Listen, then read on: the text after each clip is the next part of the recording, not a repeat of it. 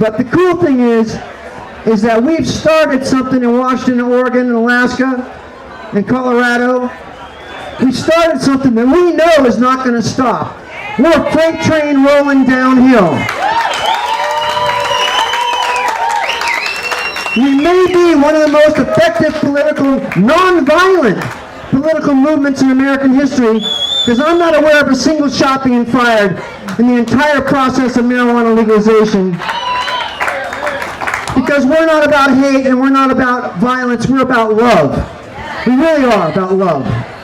And that's what makes this Hemp Fest work, is that our people, we all have a lot of love going on, and we're going to outshine their hate any day. And you know, all the great prophets of all the great religions that have ever existed have always been about love. Because that's the one universal theme, the thread that brings humanity together and gives us our true strength. Like Starhawk said, there's power over and there's power from within.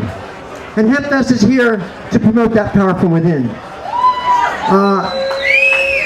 When I go to these crazy permit meetings with the city of Seattle, and they got 20 city departments around, and they all got to sign off on every nano particle of every plan that we have, and I mean our traffic plan, our emergency evacuation plan, our lost child plan, our so many plans, our bicycle plan, our parking plan, our security plan. The guy that goes with me is John Davis right here, the Vice President of Seattle Events, a nonprofit corporation, produced the Seattle Hemp Fest, my warrior brother. I'm going to give him the mic right now. Hey, thank you. Thanks for coming down. This is a special time in each Hemp Fest, even though we're kind of at a point of crunchy because we've been doing this. Actually, now this is my 8th day because I started last Friday. But this is a real great highlight for me because we get to talk about what's gone on before and the freedom that we've achieved, and not just the freedom that we've achieved, but how we've achieved it. When we started out, guys, this is my 22nd year of Hemp Fest. Thank you. Crazy, right? But like, you know, I know a lot of people, and people are like, you know that guy? And I'm like, yeah, because 22 years ago, there was like a dozen people, right? You know? And really, there was not that many people, and the struggle was hard. It was hard. The forces that would find ways to take you out. If you were an activist, they would find a way to make your life hurt. They would find a way to make it financially hurt for you. And there have been people this entire time that have been fighting that and have been struggling. And now this is my honor to recognize those people that have been fighting, not when it's safe, although welcome everybody to this movement, but for those people that have been fighting for when it wasn't safe, and to honor their struggle and to really say, hey, look, this was not a party this entire time. This has been hard work. This has been sacrifice. I've watched those people sacrifice. I've watched the hard work they've done, often without appreciation. And we at some point decided at Hemp Fest that this was the perfect place to start to show our appreciation. I'm going to turn the mic back to Vivian. Thank you. We have a few people tonight. There's so many people in this movement. So many people. We have so many people in our own group that give their life and their soul to this cause and to this event, and they get absolutely no fanfare whatsoever. But we have the opportunity to honor two very special people tonight, and we're so thankful and proud to be able to do that. People who have risked so much, put so much on the line, given so much, been so eloquent at it, been so effective at it, and had such class and panache and style and integrity that it was a slam dunk for our board of directors. It was a slam dunk to figure out who to give these awards to. And so we have the Seattle Hemp Fest Award for Excellence in Cannabis Activism. And we don't have the awards, unfortunately, with us tonight, but the awards aren't as important as the honor. Fortunately, we're going to get both to them. I don't know if you know, but we've made some inroads with industrial hemp here in Washington State.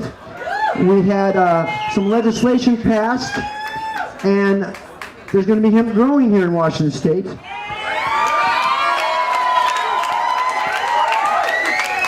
Until about 2 months ago, I had dreadlocks past my ass.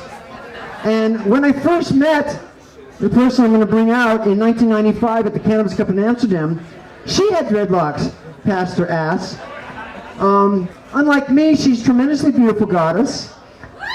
She is the founder and the president of Hemp Ace International.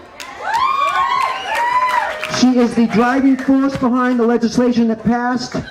She is a tremendous, brilliant, articulate warrior for cannabis in all of its forms. She is an absolutely wonderful person through and through, deep down on the heart level, my beautiful rainbow warrior sister, to give the cannabis the regional award for excellence in cannabis activism from the Seattle Events, a nonprofit corporation board of directors, Seattle Hemp Fest. I'm going to bring up my sister, Joy Beckerman. Joy, love you. Photo op. Photo op.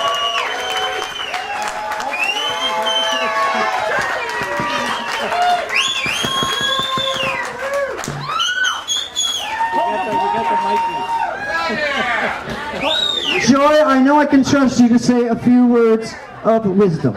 Thank you. We legalized industrial hemp in the state of Washington 3 years after we legalized marijuana. I could tell you all about how to get involved, how to follow your heart, but the truth is that we wouldn't have done what we would have done if we knew better, if we were scared. We did crazy shit, and you have to let your spirit drive you. You have to let your convictions drive you. You have to move beyond that fear, and while there's no way that Vivian could pull this stuff off without the amazing sister Sharon Whitson or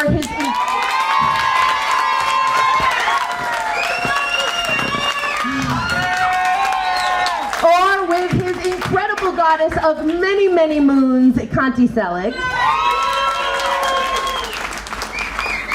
I have to say that when I opened up the first hemp store in the state of New York in the early 90s, of course there was, you won't believe this, but people came from the West Coast to sell us weed in New York.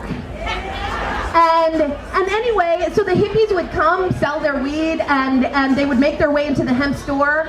And they would say to me, have you heard of Vivian McPeak or the Peace Heathens? Because he's doing this thing in Seattle called the Seattle Hemp Fest. And this was 1995. Now you're already on your 4th Hemp Fest by then. But boy did I know, and boy did my tribe know, that this girl Joy, you gotta meet this guy Vivian. Like, you need to hook up because you're doing a hemp fest. They were so small, they were so tiny. If Rick Cusick is here, Rick Cusick remembers our hemp fest from upstate New York in the 90s. But the point is, the tribe works together. The tribe doesn't even know each other. Like animals and plants can communicate across continents, so do we. We know each other when we see each other, seek each other out, be inspired by one another, be there for one another on a true human level. If we have no peace, it is because we forgot that we belong to one another.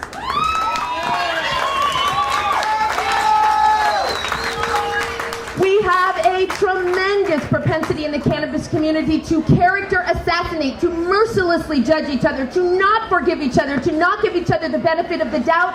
And I'm telling you, it is not the path to the healing of the nations. Please refrain from no matter how justified you feel in that moment of emotion for that social media post.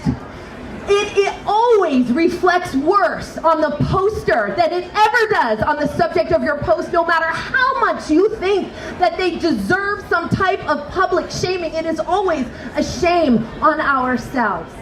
Please remember that, my tribe. Let's love each other. Let's heal this thing up. Let's donate to Seattle Hemp Fest, because I tell you now, we wouldn't be here without them. Thank you.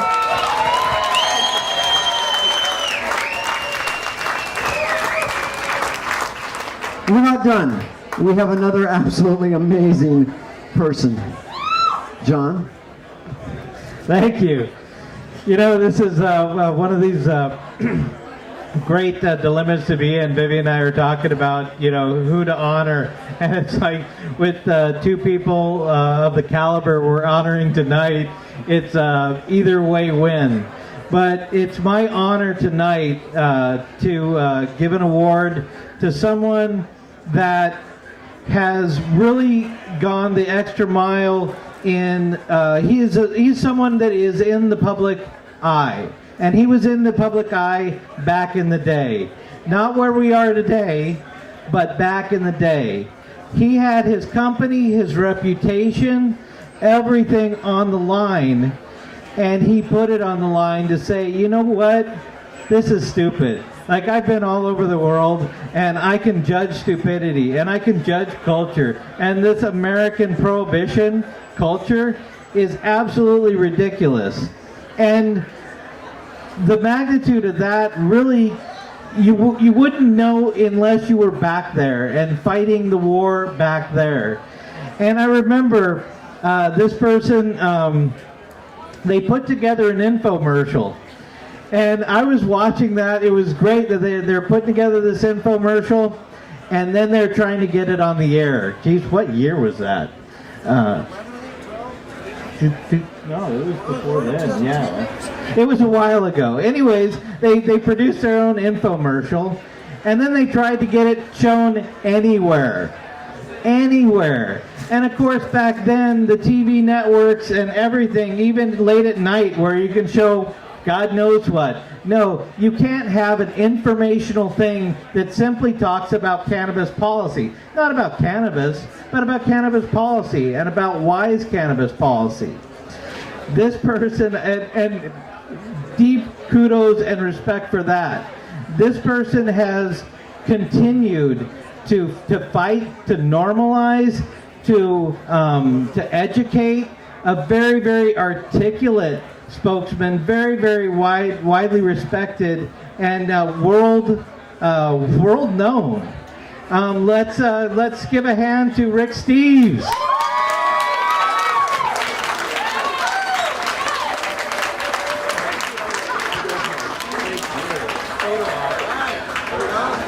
We've got the award. Yeah. Oh, that's nice. Good.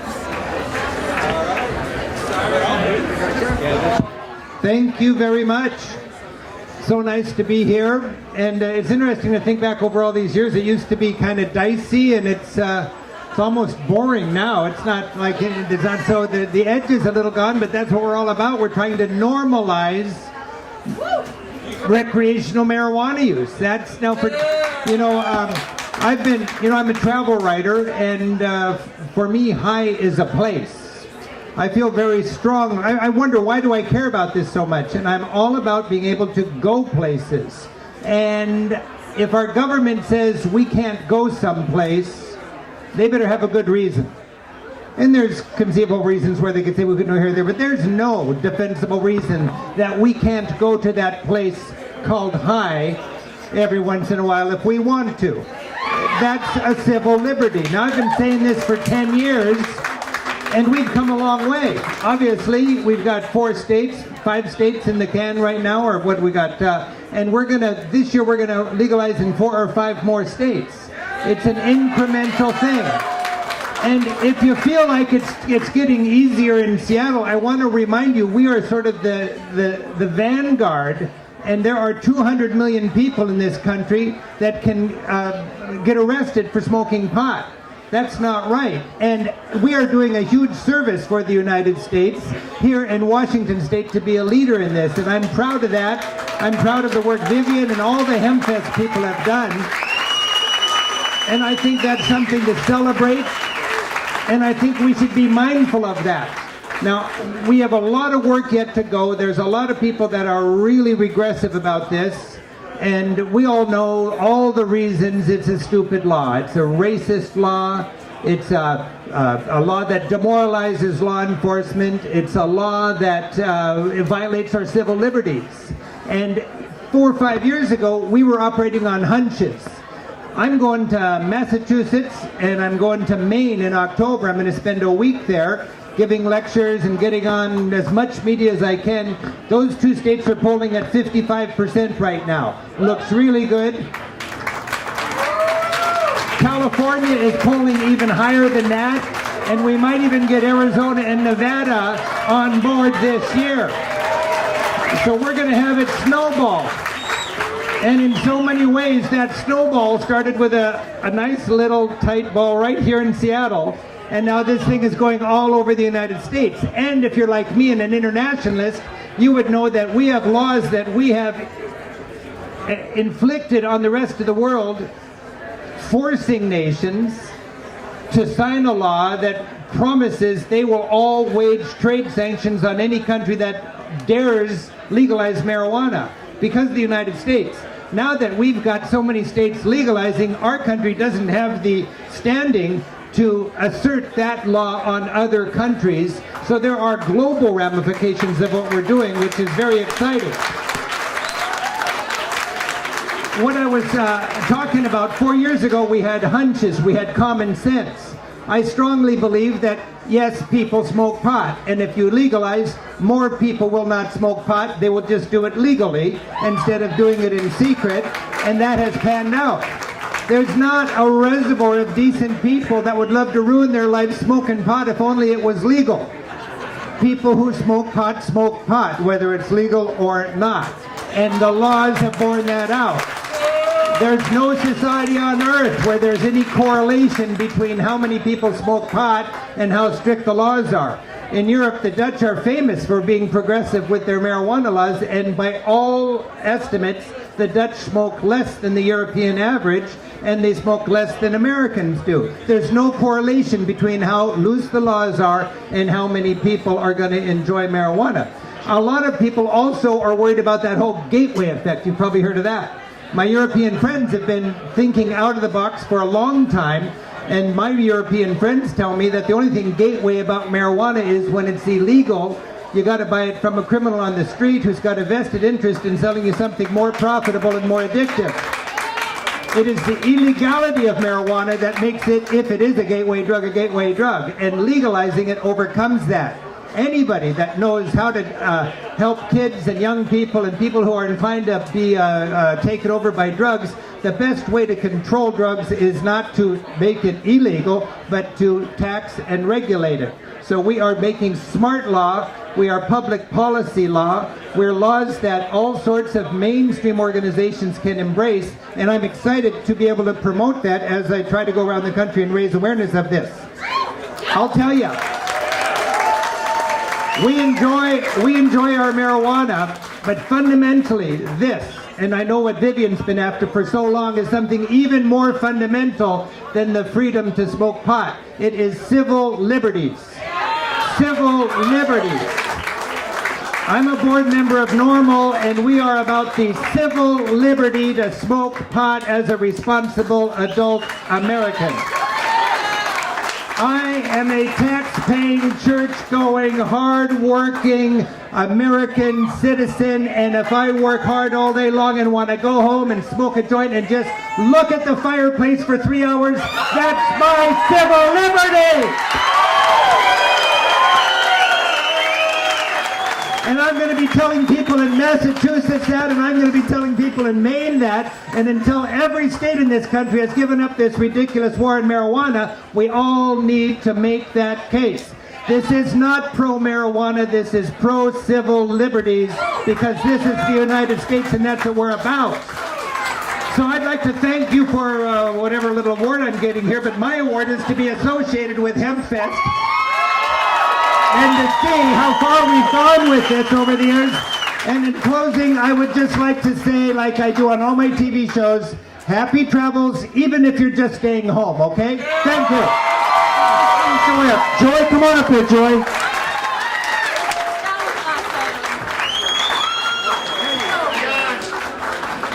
Joy in the middle.